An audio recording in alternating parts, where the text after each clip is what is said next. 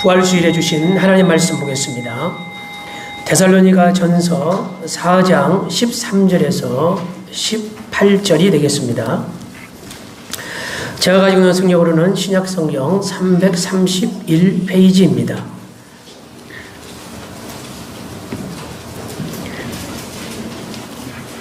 우리 한 목소리로 13절부터 합독하시겠습니다. 시작. 형제들아, 자는 자들에 관하여는 너희가 알지 못함을 우리가 원하지 아니하노니 이는 소망 없는 다른 이와 같이 슬퍼하지 않게 하려 함이라. 우리가 예수께서 죽으셨다가 다시 살아나심을 믿을진데 이와 같이 예수 안에서 자는 자들도 하나님이 그와 함께 데리고 오시리라. 우리가 주의 말씀으로 너희에게 이것을 말하노니 주께서 강림하실 때까지 우리 살아남아 있는 자도 자는 자보다 결코 앞서지 못하리라. 주께서 오련과 천사장의 소리와 하나님의 나팔 소리로 친히 하늘로부터 강림하시리니 그리스도 안에서 죽은 자들이 먼저 일어나고 그 후에 우리 살아남은 자들도 그들과 함께 구름 속으로 끌어올려 공중에서 주를 영접하게 하시리니 그리하여 우리가 항상 주와 함께 있으리라. 그러므로 이러한 말로 서로 이루하라. 아멘. 네, 저는 오늘 본 말씀을 통하여 가장 큰 소망, 이와 제가 함께 은혜를 나누고자 합니다. 기독교처럼 이 죽음에 대해서 편안하게 얘기하는 종교가 없습니다. 저는 예수 믿기 전에는 죽음이라는 단어 자체를 생각하는 것조차 싫어했습니다. 누가 죽음을 얘기하면 왜 저 사람은 살 걸 얘기하지 않고 죽는 것을 얘기하나? 부정적인 생각이 들었습니다. 그것은 제가 그 죽음이라는 단어가 편안하지 않았기 때문입니다. 근데 예수 그리스도를 믿고 거듭나서 구원받아 하나님의 자녀가 된 이후로는 이 죽음이라는 단어가 얼마나 편안한지 모릅니다. 왜 이렇게 편안한지요? 여러분 그렇지 않습니까? 그리고 자주 얘기를 합니다. 우리가 장례 때만 죽음에 대한 얘기를 하는 것이 아니라 이렇게 말씀을 할 때도, 제가 말씀을 전할 때도 이 죽음이라는 단어를 아주 자주 씁니다. 그냥 편안해서 그래요. 편안해서. 네. 우리가 그럴 수 있는 것은 이 땅의 삶이 전부가 아니라 이 땅의 어떤 소망과도 바꿀 수 없는 엄청난 큰 부활의 소망이 우리에게 확신되어져 있고, 할렐루야. 그 부활의 소망이, 영원히 사는 소망이 우리 안에 있기 때문인 줄 믿습니다. 말씀을 준비하면서 요즘 인터넷이 너무나 잘 되어 있잖아요. 온라인이. 그러니까 궁금하면 인터넷에 물어보면 돼요. 저한테 그렇게 궁금한 거 있어도 물어보려고 하지 마십시오. 그냥 네이버에 물어보시기 바랍니다. 얼마나 잘 되어 있는지 물어보면 다 나와요. 요즘은 조금 안다고 안 채했다가는 큰일 납니다. 그냥 물어보면 다 나오니까. 제가 한국 평균 수명이 얼마나 되는지 한번 찾아봤습니다. 2019년 그 통계청 자료가 나왔더라고요. 통계청의 생명표에 의하면 83.3세입니다. 한국 평균 수명이 83.3세. 저 나이를 한번 따져봤습니다. 평균 수명 기준으로 이 땅에서 얼마나 내가 더 살 수 있을까? 생각해 보니까 하나님 더 살게 할지 덜 살게 할지는 모르는데 25년도 채 안 남았더라고요. 여러분 놀라지도 않으시네요? 25년도 채 안 남았다니까요. 제가 이렇게 멀쩡히 지금 살아있는데 몇 년이요? 25년도 채 안 남았어요. 지난 세월의 시간 속도를 보면 길다면 길지만 저는 짧게 느껴집니다. 여러분 어떤지 모르겠습니다. 지난 세월이 너무 짧게 느껴지거든요. 그러면 남은 세월 평균적으로 25년 남았는데 얼마나 짧을까? 얼마나 짧을까? 저희가 이렇게 스스로 질문을 해봐요. 데살로니가 교회 성도들은 이 땅에 살고 있을 동안에 예수님께서 다시 오실 것을 믿었습니다. 그리고 어떤 고난도 핍박도 이기고 있었는데 예수님께서 안 오는 겁니다. 부모, 형제도 예수 믿는데 죽고, 함께 믿음 생활하는 성도도 죽고, 하나, 둘, 세상을 떠납니다. 그러니까 마음이 흔들리기 시작한 거예요. 예수님의 재림을 믿지 않았다는 것이 아니라 예수님께서 재림하기 전에 죽은 사람은 이거 어떻게 되는 거지? 질문이 생기기 시작한 겁니다. 그 질문에 대한 대답을 오늘 본문에 기록하고 있는 것입니다. 오늘 본문은 몇 가지 주제를 담고 있는데요. 죽음과 그 다음에 부활과 재림과 휴거와 천국에 대해서 말하고 있습니다. 이 본문 속에 우리 기독교의 핵심이 다 들어가 있습니다. 네. 오늘은 이 주제들 가운데에 부활주일 예배니까 부활에 대한 부활에 초점을 맞춰서 말씀을 나누고자 합니다. 우리 한번 13절 우리 한번 같이 읽겠습니다. 형제들아 자는 자들에 관하여는 너희가 알지 못하면 우리가 원하지 아니하노니 이는 소망 없는 다른 이와 같이 슬퍼하지 않게 하려 함이라. 성경에 보면 그리스도인들의 죽음에 대해서 죽음으로만 표현을 하지 않고 잔다 그렇게 표현을 합니다. 요한복음 11장에 보면 예수님께서 죽은 지 나흘이 지나 그 나사렛 무덤에 가십니다. 그런데 그 나흘이 지난 나사로를 살리기 위해서 가실 때에 11절에 하신 말씀이 우리 친구 나사로가 잠들었도다. 그러나 내가 깨우러 가노라 그렇게 말씀합니다. 자, 건강한 사람이면 저녁에 잠자리에 들 때 아침에 다시 깨어날 것을 의심하면서 자는 사람은 없습니다. 지금 제가 지난 밤에 다 주무시다 오셨죠. 밤새고 뭐 기도하고 오신 분도 계시겠습니다만은 아마 최소한 어제 저녁에 주무신 분들은 오늘 반드시 부활주일 아침에 내가 일어나서 교회 갈 거란 걸 100% 믿고 어제 주무셨을 거예요. 할렐루야. 아멘 안 하신 분은 그냥 덤으로 일어나셨나요? 네. 그렇게 해서 자는 것이죠.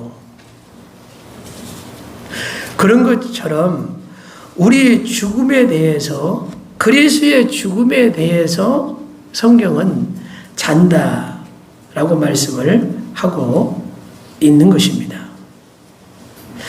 사실 그리스도인들이 죽음에 대해서 편안하게 이야기를 하고 이방인들처럼 슬퍼하거나 두려워하지 않는 것은 죽음에 대해서 너무나 잘 알고 있기 때문인 것이죠. 이 사실에 대해서 오늘 본문 13절에 너희가 그걸 모르기를 원치 않는다. 죽음에 대해서 그리스도인은 최소한 죽음이 무엇인지를 알기를 원한다라고 지금 말씀을 시작하는 거예요. 저와 여러분은 최소한 죽음이 무엇인지를 알고 있는 하나님의 자녀인 줄을 믿으시기를 주의 이름으로 축원합니다.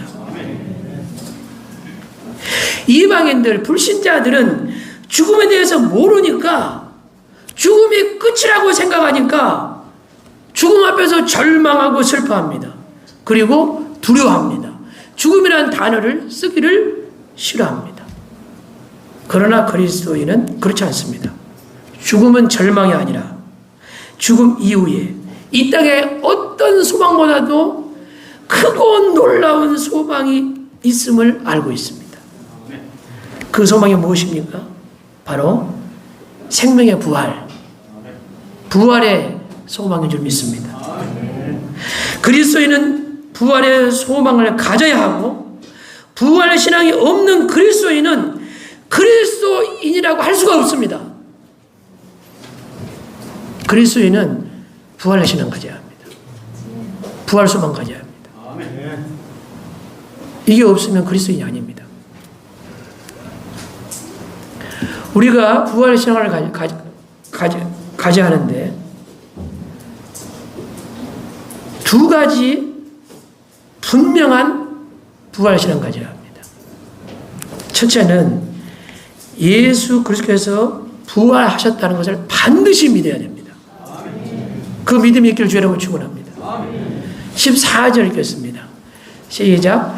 우리가 예수께서 죽으셨다가 다시 살아나심을 믿을지인데 이와 같이 예수 안에서 자는 자들도 하나님이 그와 함께 데리고 오시리라. 어떤 사람들은 예수님의 죽음을 믿습니다. 십자가에서 예수님이 죽은 것까지도 믿습니다. 그런데 예수 그리스도의 부활을 믿지 못하는 사람들이 있습니다. 불신자들 보십시오. 예수님께서 그냥 죽은 것이 아니라 죽은 거 받아들여요.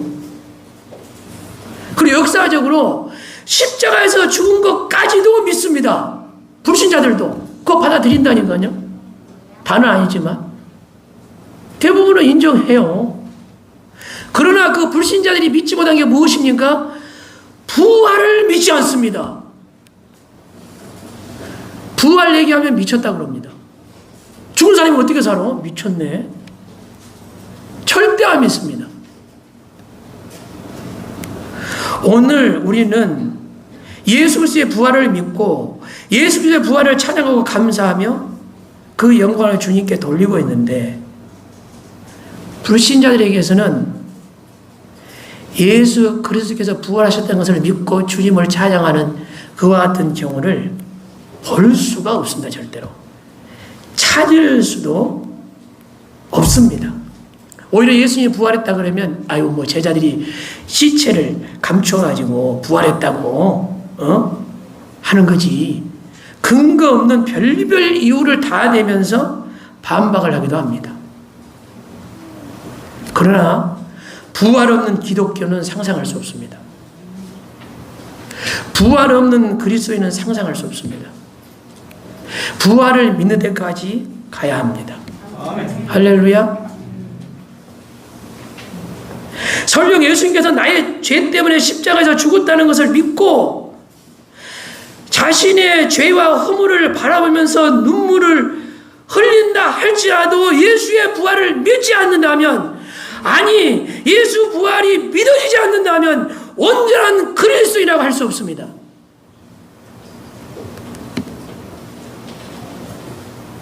저는 그런 분이 한 분도 없는 줄 믿습니다. 예수 그리스도의 부활은 기독교 신앙의 꽃입니다. 기독교 신앙의 출발입니다. 기독교 신앙의 출발뿐만 아니라 우리 신앙의 출발이기도 합니다. 예수께서 십자가를 지었을 때 모든 제자들이 다 도망갔습니다. 뿔뿔이 흩어졌습니다.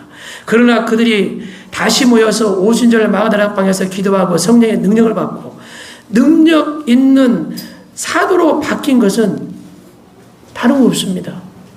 예수 그리스도의 부활을 목적했기 때문입니다. 그 부활의 믿음이 그 안에 들어왔기 때문입니다. 그 전에는 다 배신자였습니다. 다 도망갔습니다. 믿는다고 하면서. 예수님을 3번이나 저주까지 하면서 부인했던 베드로는 부활의 복음을 증거하기 위해서 십자가에 거꾸로 매달려 죽는 것도 두려워하잖아요. 부활하신 주님을 확인하고 나서. 확신하고 나서. 스데반 집사는 예수 그리스도의 부활을 믿었기 때문에 돌에 맞아 죽는 순간에도 자신을 돌로 친 자를 위해서 기도합니다. 그래서 중보기도하는 걸 보게 됩니다. 돌로 맞아 죽는 걸 두려워하지 않습니다. 그에게 부활의 신앙이 있었기 때문에. 엠마오 마을로 돌아가던 제자들도 다시 예루살렘으로 돌아와서 복음을 전하는 삶을 살 수 있었던 것은 부활하신 예수 그리스도를 만났기 때문입니다. 못 만났으면 내려갔을 거예요. 예수 그리스도를 핍박했던 사도 바울, 어떻게 해서 사울이 바울이 됐습니까? 그가 부활하신 예수님을 만났기 때문입니다. 사도행전 2장에 예수님을 팔아넘긴 유다를 대신해서 사도를 세울 때도 사도를 세워야 될 이유에 대해서 다른 거 없어요. 딱 이거예요. 22절 우리와 더불어 예수께서 부활하심을 증언할 사람이 되게 하여야 하리라. 아니 유다를 대신해서 사도 한 명 더 세우는데 맞대가 세워지는데 왜 세워요? 그리스도의 부활을 증거하는 사람 되기 위해서. 부활을 증거하는 사람. 그래서 기독교는요 부활 없으면 기독교가 될 수가 없어요. 부활 신앙이 없으면 그리스도인이 될 수가 없는 겁니다. 온전한 그리스도인이 될 수가 없는 것입니다.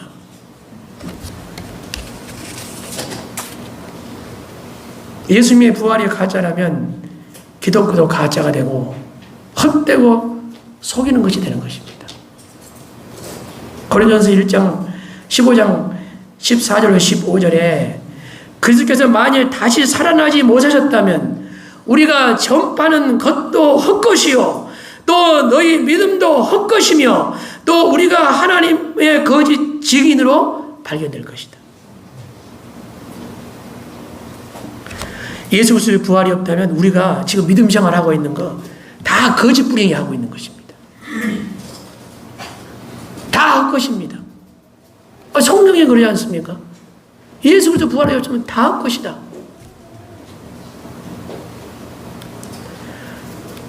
다 그 거짓 증인으로 나타날 것이다.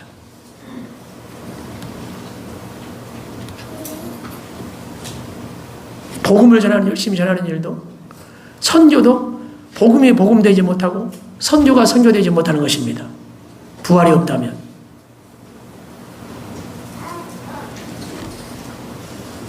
예수 그리스도의 부활이 기독교 신앙에서 이만큼 중요합니다. 생명 그 자체입니다. 사랑하는 성도 여러분, 이 자리에 혹시 예수님께서 나의 죄 때문에 허물 때문에 십자가에서 죽으신 것은 믿어지는데 예수 그리스도의 부활이 믿어지지 않는 분 계십니까? 그러면 오늘 그 문제를 해결하시기를 주님으로 축원합니다. 성령의 역사와 말씀의 능력이 임하시기를 주의 이름으로 축원합니다. 오늘 그 부활이 믿어지지 않는 분 계십니까? 라고 질문하면 아니 목사님 왜 그런 질문을 부담스럽게 하십니까? 나 다 믿는데요. 그런 분 계실지 모르겠습니다. 그렇다면 죄송합니다. 저는 그냥 말씀을 할 뿐입니다.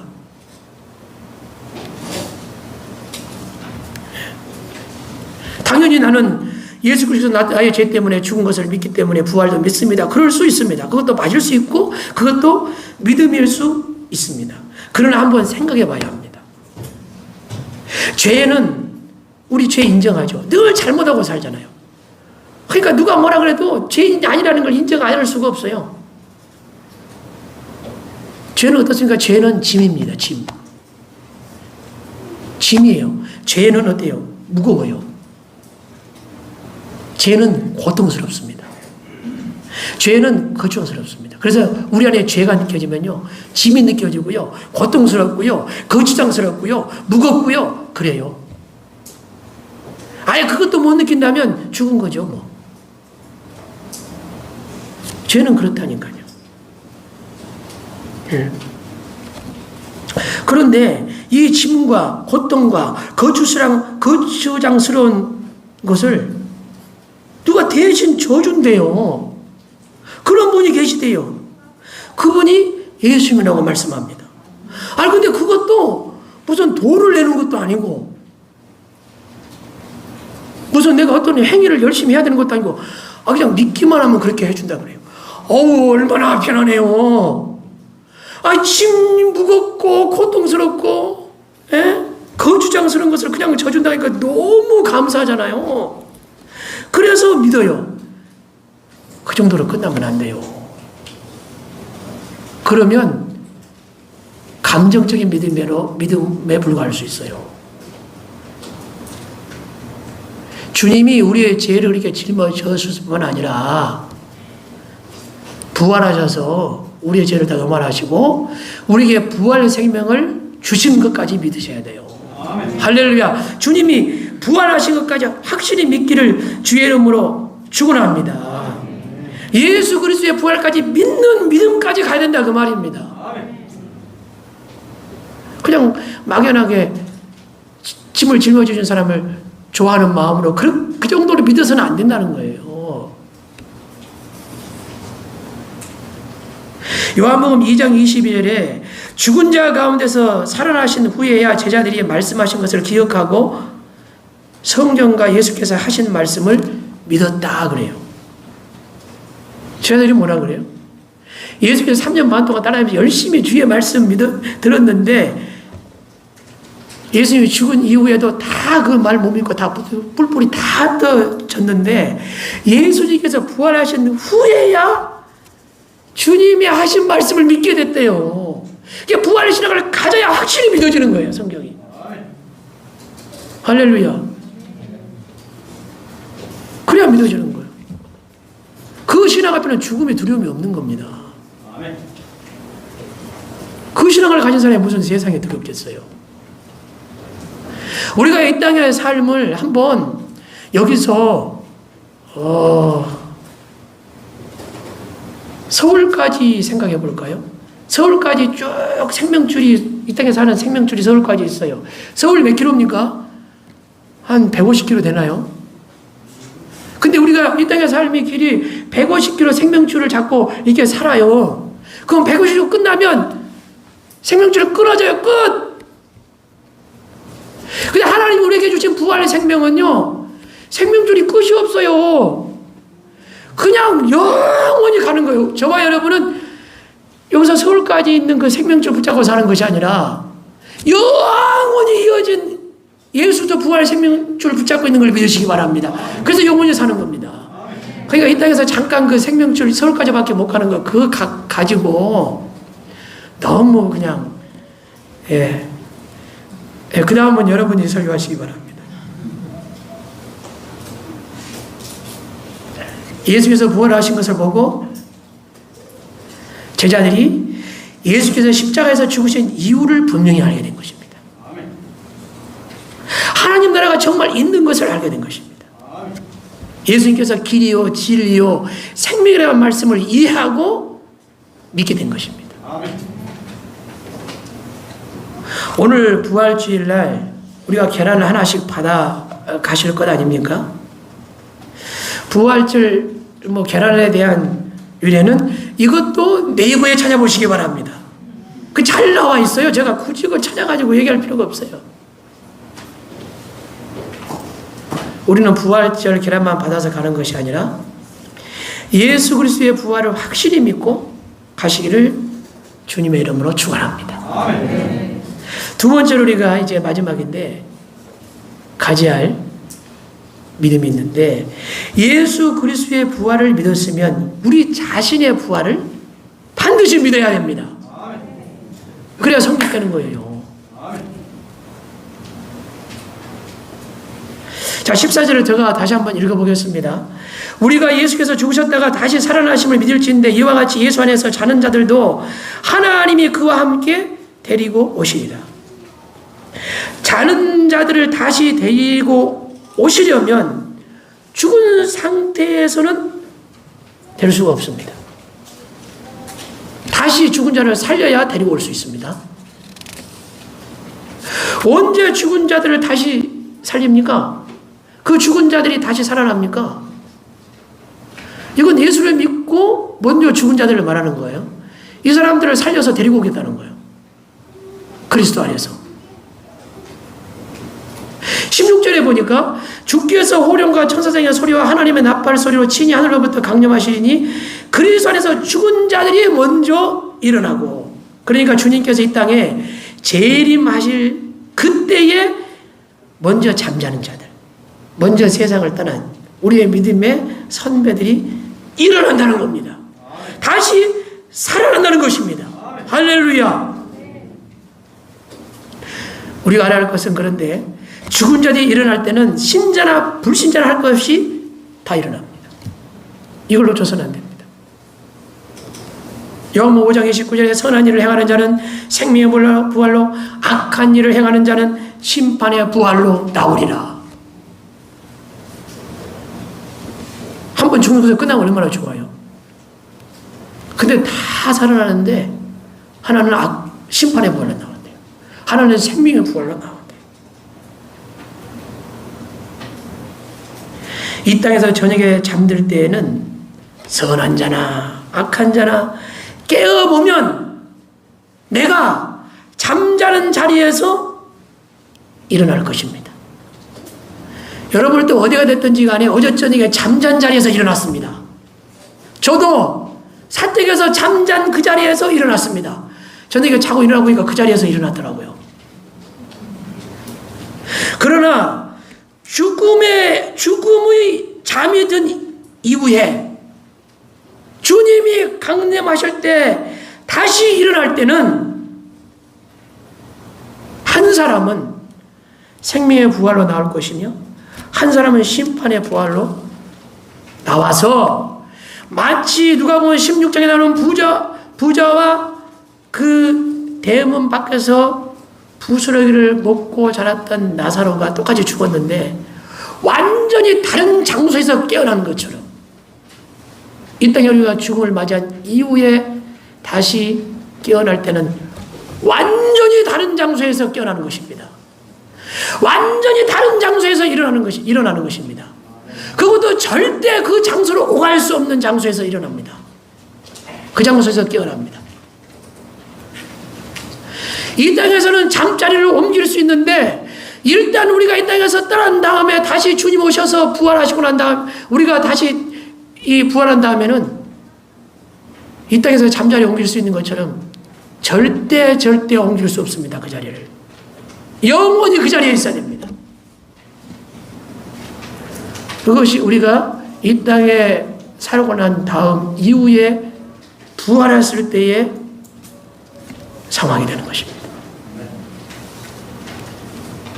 부자는 아브라함 품에 낙원에 있었어요.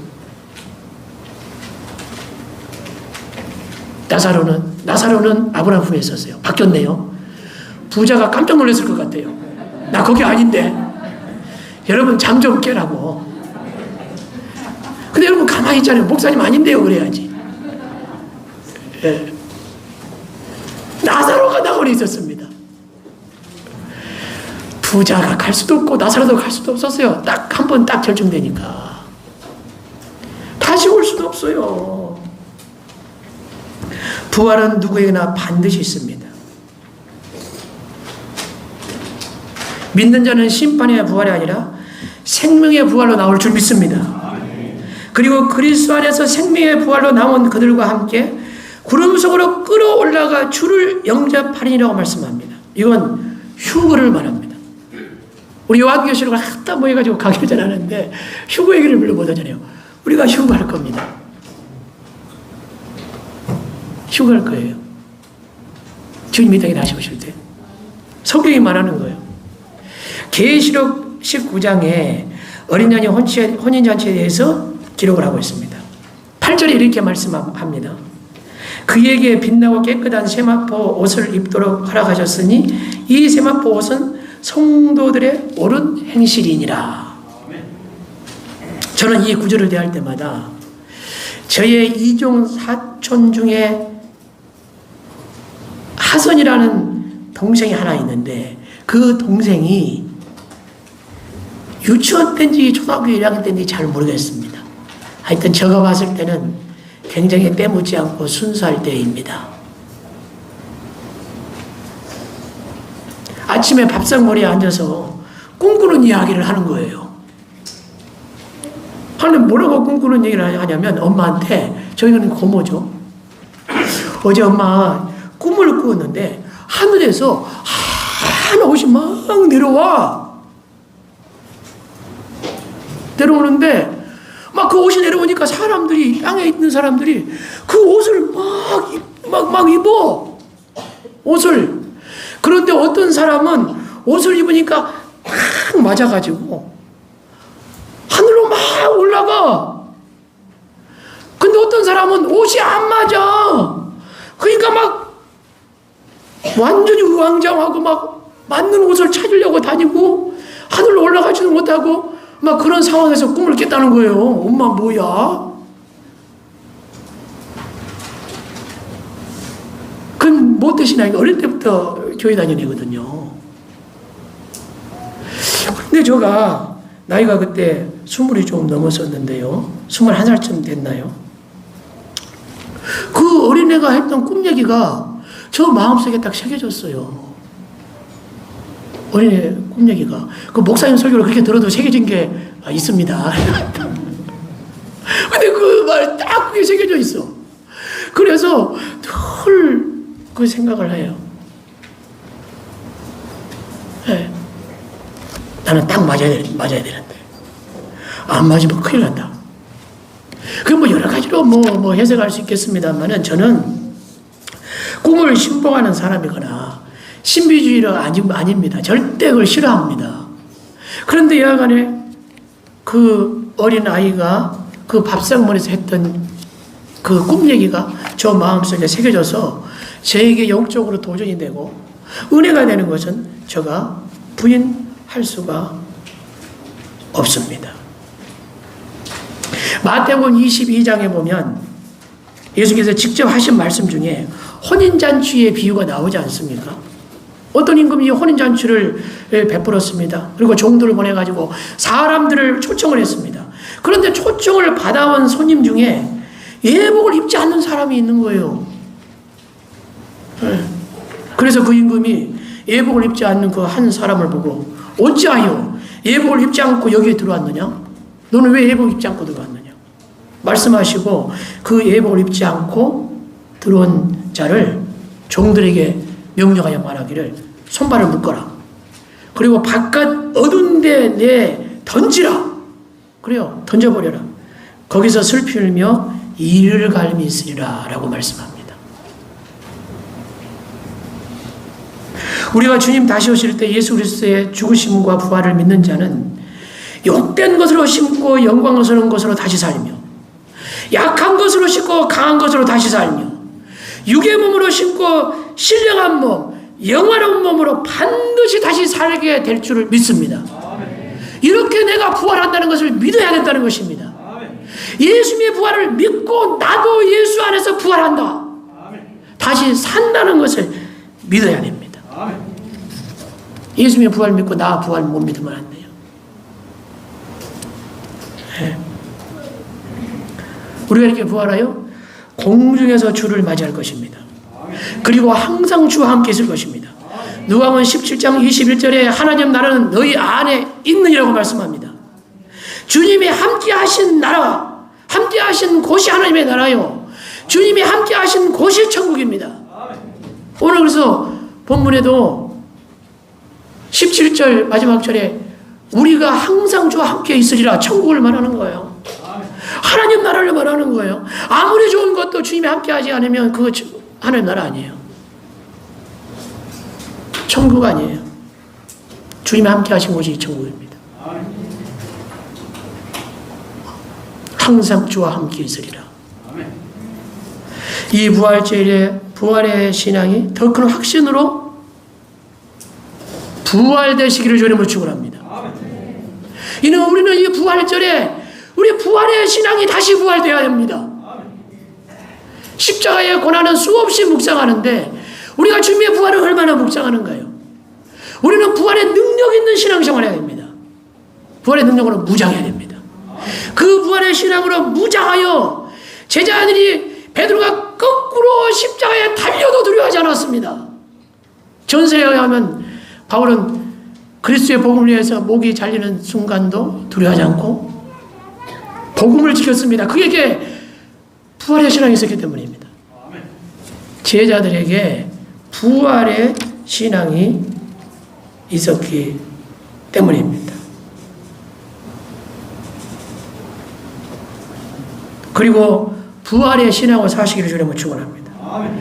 부활의 신앙으로 사는 건 어떤 삶일까요? 성경에 기록되어 있는 다 있지만 오늘 본문이 기록되어 있는 이 4장 1절부터 오늘 13절 이전에 보면 제가 세 가지만 찾아봤는데요. 3절에 같이 한번 읽겠습니다. 하나님의 뜻은 이것이니 너희의 거룩함이라 곧 음란을 버리라. 이 데살로니가 교회에 음란성이 많았습니다. 그냥 이 거룩하지 않는 삶에 대해서 음란을 대표로 하고 있지만 우리는 부활의 신앙을 가진 사람은 어떤 삶을 살아야 되냐? 거룩한 삶을 살아야 합니다. 세상과 구별된 삶을 살아야 합니다. 우리가 율법을 지켜서 구원받는 건 아니지만 죄 짓지 말고 살아야 합니다.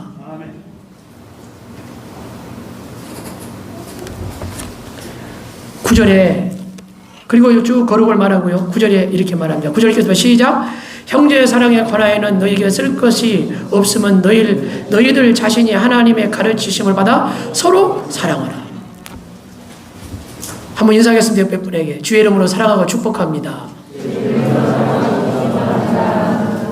부활의 신앙을 가진 사람은 사랑으로 살아야 합니다. 어떻게 사랑해요? 서로 사랑해야 됩니다. 당신 내 안 사랑해? 당신이 내 사랑해야지 하지 말고 서로 사랑하시기 바랍니다. 이웃 사랑은 누구 사랑해요? 하나님 사랑입니다. 이웃 사랑하는 것은 하나님을 사랑하는 것입니다. 그리고 11절에 자기 일을 열심히 해야 합니다. 11절 읽겠습니다. 시작. 또 너희에게 명한 것 같이 조용히 자기 일을 하고 너희 손으로 일하기를 힘쓰라. 아멘. 일 열심히 하시기 바랍니다. 세상 사람은 그냥 세상에서 먹고 살기 위해서 일합니다. 거룩한 비전과 목표가 없습니다. 그러나 저와 여러분은 꼭 교회에서 사역하는 목사뿐만 아니라 여러분 밖에서 하나님이 맡기신 직장도 사업도 할렐루야 하나님의 거룩한 목적과 비전을 가지고 그 일을 주신 걸 믿으시기 바랍니다. 교회도 충성되게 일하지만 여러분이 맡기신 사명 일도 하나님이 주신 나에게 비전이다. 하나님이 하신 꿈이다. 이 맡기신 일을 통하여 하나님께 영광 돌린 걸 믿으시고 열심히 일하시기 바랍니다. 여러분 손으로 일하시기 바랍니다. 그것이 무슨 일이든 간에 정직하게 열심히 일하는 겁니다. 주님 안에서 믿음으로 일하는 거고 헌신함으로 일하는 것입니다. 직장에서도 다른 직업보다 조금 더 일하면 어떻습니까? 하나님 바라보면 그렇게 일할 수 있는 것입니다. 그렇게 하나님이 영광 받으시는 겁니다. 조금 더 고생하면 어떻습니까? 하나님께 영광 돌리는 믿음으로 하면 그렇게 할 수 있는 겁니다. 사람이 아니라. 할렐루야. 열심히 일해야 돼요. 일할 때 어떻게 해요? 내 손으로 일하라 그래요. 너가 직접 그렇게 일하라는 거예요. 내 손으로 일하라. 할렐루야. 11절 다시 한번 읽을게요. 또 너에게 명한 것이 조용히 자기 일을 하고 이건 명한다 그러죠. 명한 것이 조용히 자기 일을 하고 너희 손으로 일하기를 힘쓰라. 조용히 하라 그러고 보니까 일하고 나서 너무 떠벌리지 마라 그러신 것 같아요. 그러니까 교회에서도 어디서도 그냥 조용히 주님만 바라보고 하는 사람은 조용히 할 수밖에 없습니다. 주님이 아시면 되니까. 할렐루야. 그렇게 하는 겁니다. 나가서 우리가 어떤 일을 열심히 해야 합니까?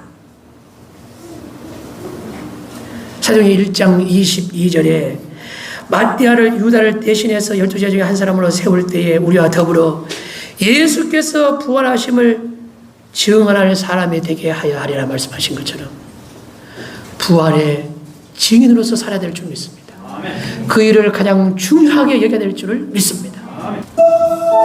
우리 힘차게 이제 부활절 마지막 찬양 드리고 축도를 마칩니다. 힘차게 박치며 찬양합니다. 기쁨으로 찬양하겠습니다.